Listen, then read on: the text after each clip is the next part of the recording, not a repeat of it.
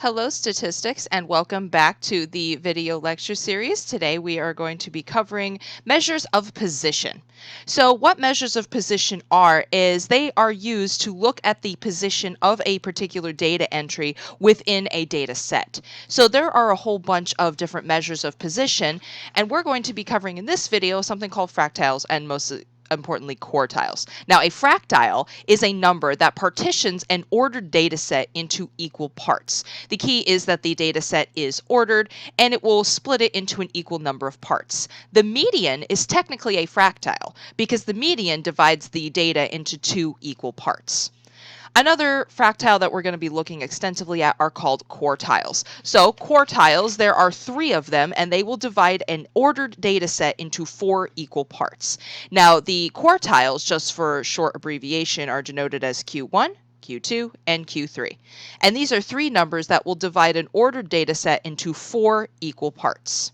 So about 1/4 of that data is going to fall either at or below what the number called the first quartile, Q1. About half of the data is going to fall at or below the second quartile, Q2. And about 3/4 of the data is going to fall at or below the third quartile, Q3. The key is that quartiles will split an ordered data set into an equal number of parts. So for example, we have here the number of nuclear power plants in the top 15 nuclear power producing countries around the world. And what we're going to do is we're going to find the first, the second, and the third quartiles of this data set. Now I'm going to show you how to do this by hand first, and then I'm going to show you how to do this on a graphing calculator.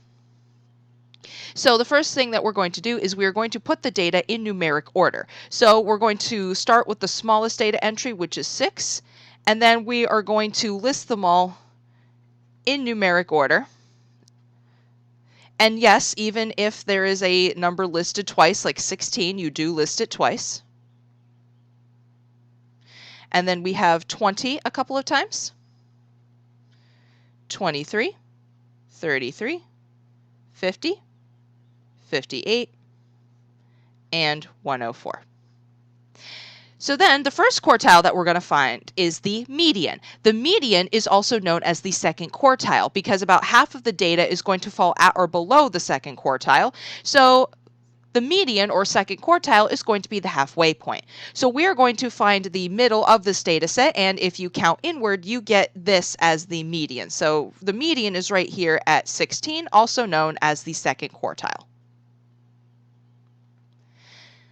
Then to find the first quartile, you are going to find the median of the first half of the data set. So you're going to go from here to here, and you're going to find the median between this 6 and this 16. So when you find the median between the 6 and the 16, you get 9. So 9 here is the first quartile. To find the third quartile, you're going to find the median of the second half of the data set. So from this 20 to this 104, you're going to find the median of this half of the data set, which is here at 33. So 33 is the third quartile. So just as an interpretation, what that would mean, since the first quartile is here at 9, that means that about 1/4 of these countries have 9 or fewer power plants.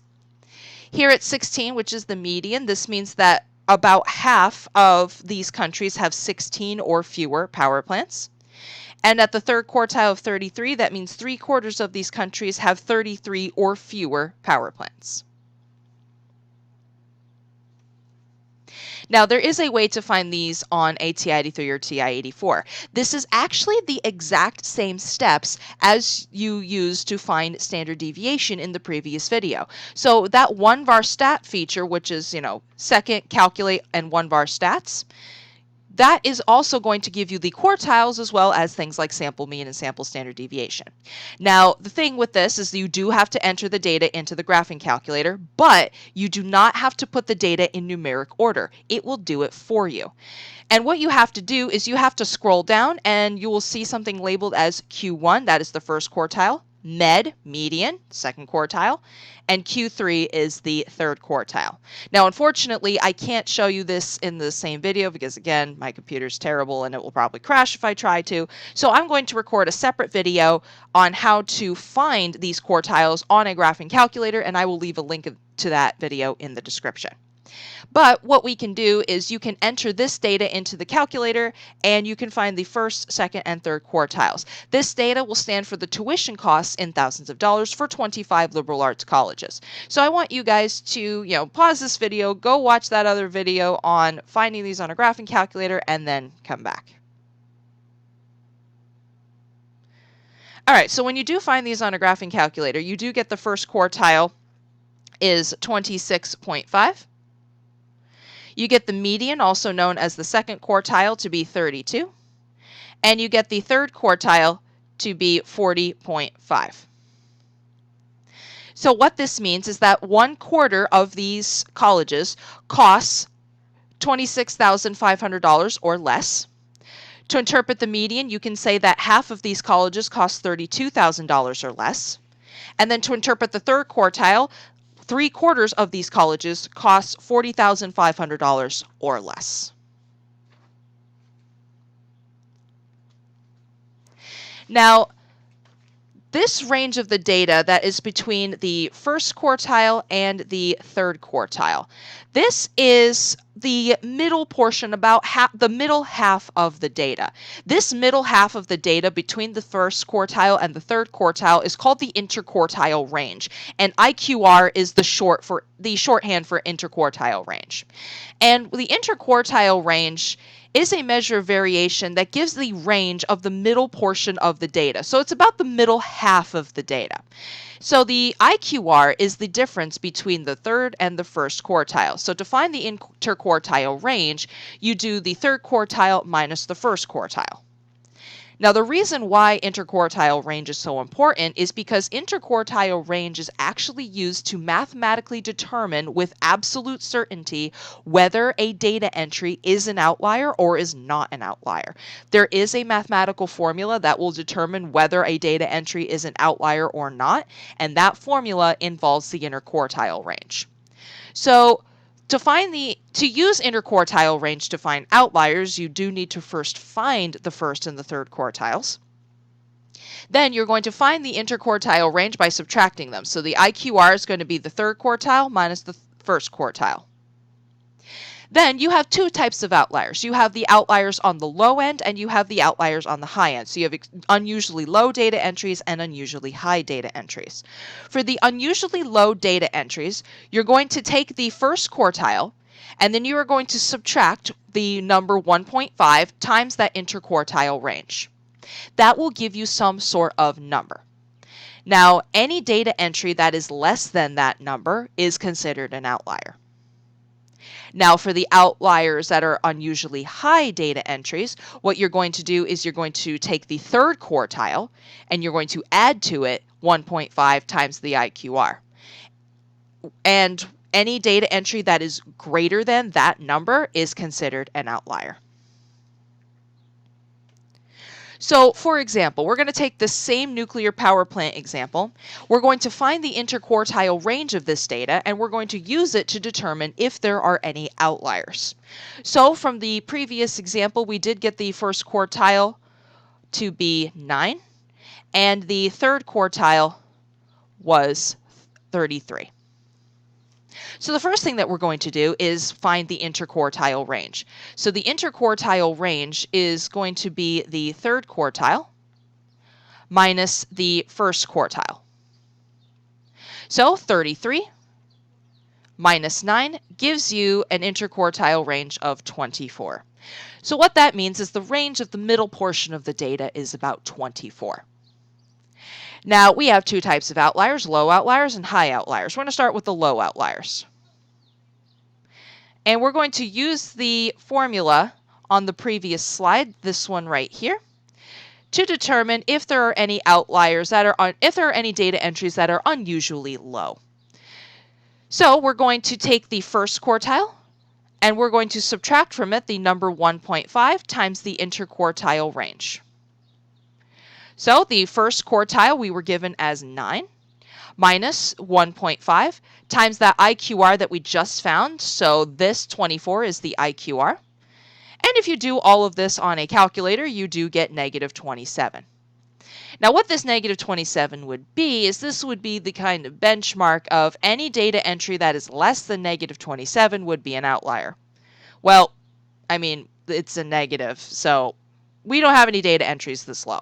So what this means is that since there are no data entries that are this low or lower, there's no low outliers.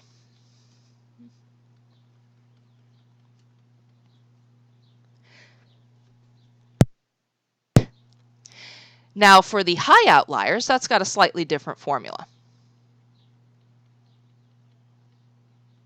For the high outliers, that is going to be the third quartile plus the number 1.5 times the interquartile range.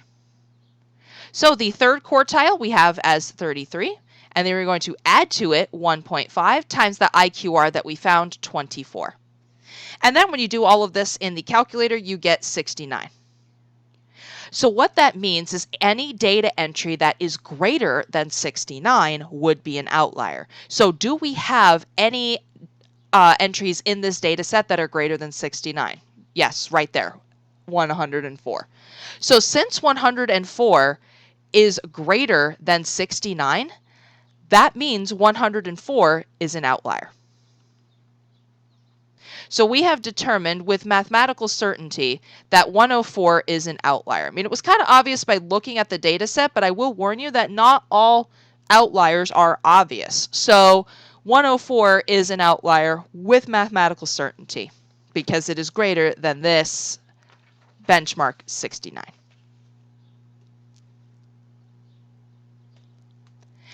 Now, another type of plot, we weren't totally done with graphs and charts yet. We needed to cover quartiles first before we covered this last one. Another type of visual data analysis tool that we can construct is called a box and whisker plot. And what a box and whisker plot, it is just a visual analysis tool that highlights some of the most important features of the data set. So what the box and whisker plot really highlights is what is called the 5-number summary of a data set. The 5-number summary is these 5 numbers here: the minimum data entry, Q1, the first quartile, the median, or the second quartile, the third quartile, Q3, and the maximum data entry. And this is what a box and whisker plot looks like. It has a box and then there are whiskers. So here's how to construct a box and whisker plot. It is extremely easy to do by hand. What you're going to do is you are going to find the 5-number summary of a data set. So you're going to find the minimum, first quartile, median, third quartile, and maximum. Then you are going to draw a horizontal scale, meaning an x-axis, that will span the entire range of the data. And the scale that you use will really depend on what your data entries are. But you're going to make sure that that horizontal scale will include the minimum and the maximum and everything in between. Then what you're going to do is you're going to plot the 5 numbers above the horizontal scale in the order of the minimum, the first quartile, the median, the third quartile, and the maximum. And you're going to plot them as points above your horizontal scale. The box is formed by, on one edge is the first quartile, on the other edge is the third quartile, and there will be a line going down wherever the median is. Now keep in mind that depending on your scale, the median is probably not going to be in the exact middle of the box. It's not quite in the exact middle on this picture, and sometimes it'll be very much not in the middle. Again, it depends on the span of the data, how spread out the data is, and the scale that you used for your x-axis. So keep in mind, this line where the median is not going to be in the exact middle of the box. It shouldn't be. It probably won't be. Now the whiskers are between the minimum and the maximum data entries. So the first whisker is a line that stretches from the minimum data entry to the first quartile. The other whisker is a line that extends from the maximum to the third quartile. So what we're going to do is we're going to use that same power plant example, and we are going to construct a box and whisker plot for this data. So the first thing that we need is the 5-number summary, and if you might remember that when we put the data in numeric order, the smallest data entry that we had was 6. The first quartile we got a couple of examples ago to be 9. The median, which again we found when we first did this example, was 16. The third quartile was 33. And the maximum, yes, it was an outlier, but the maximum is still 104. We know it's an outlier, and we're going to address that in a little bit, but it is still technically the maximum. So the next thing that I'm going to do now that I found the 5-number summary is I am going to draw a horizontal scale for my box and whisker plots. Now we have a very large range here, so I do think that going by 5s would probably be the most beneficial. So we're going to have 0, 5, 10, 15, 20, 25, 30, 35, 40, 45, 50. Again, whatever scale makes the most sense to you and that you have room for, just go ahead and use it. 85, 90, 95, 100, 105, and then 110. There we go. So then we're going to plot our 5-number summary. It's not going to be exact. Again, if I ever ask you to draw something by hand, I'm not looking for a masterpiece. But we're going to put our 5-number summary as points above our horizontal scale. So our minimum of 6 is going to be approximately right there. And I'm also going to label it as the minimum, and just for good measure, I'm going to also label it as 6 in case you couldn't tell by the scale. Then I'm going to plot my first quartile, which is right here. Probably should have left myself more room, which is at 9. Then the median, which is over here at 16. Then the third quartile, which is over here at 33. And then we have the maximum, which is way out here at 104. So the box is formed between the first quartile and the third quartile. So the box is going to go something like this. And there's going to be a line where the median is. Obviously, it's not in the middle. Probably won't be. Just based on the range and spread of our data, it wasn't in the middle. Now this first whisker is going to be really small between the minimum and the first quartile. And then there's the other whisker going out to 104. So there is a box and whisker plot for this data. Now, you can kind of tell by looking at it, it looks extremely lopsided. The outlier, if you know, it's pretty obvious, and we have determined mathematically that yes, 104 is an outlier. Let me try that again. There we go. So there is actually a way to visually represent the fact that this is an outlier on a box and whisker plot. So what you can kind of see just by looking at this analysis tool is that most of the data is right over here where the box is. Again, this is the interquartile range. The interquartile range is between the first quartile and the third quartile. So the edges of the box represent the interquartile range, and it gives you the middle portion of the data. And it does give you, this little tiny whisker over here says there's not that much of a difference between the minimum and the first quartile. There is a quarter of the data entries that are right here where this whisker is, but it's not a very big range. However, the size of the other whisker indicates that there is a very large gap between the third quartile and the maximum. Now, as you saw in the last example, the maximum is an outlier, no question.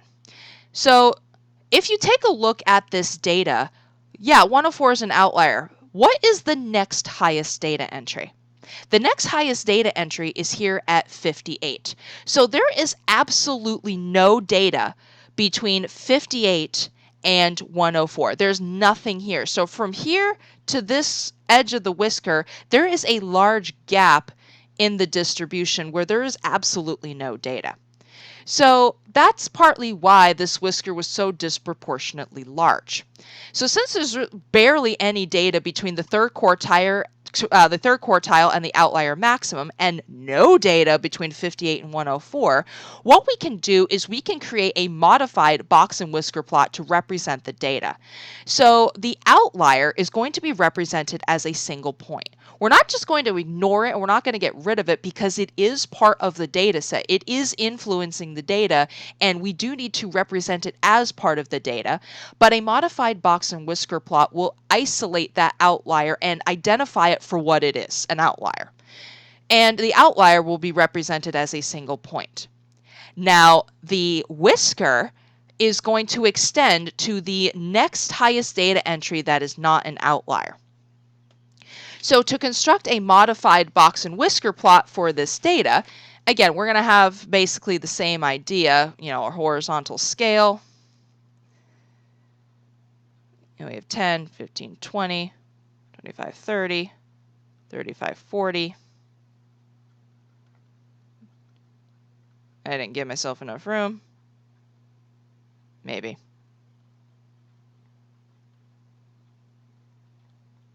Barely. Okay. So it's all going to start off the same. So we're going to start off with the minimum, which is here at 6. We have the first quartile, which is here at 9. Then we have the median here at 16. The third quartile is here at 33. The box is going to look pretty much the exact same. And a line going down where the median is.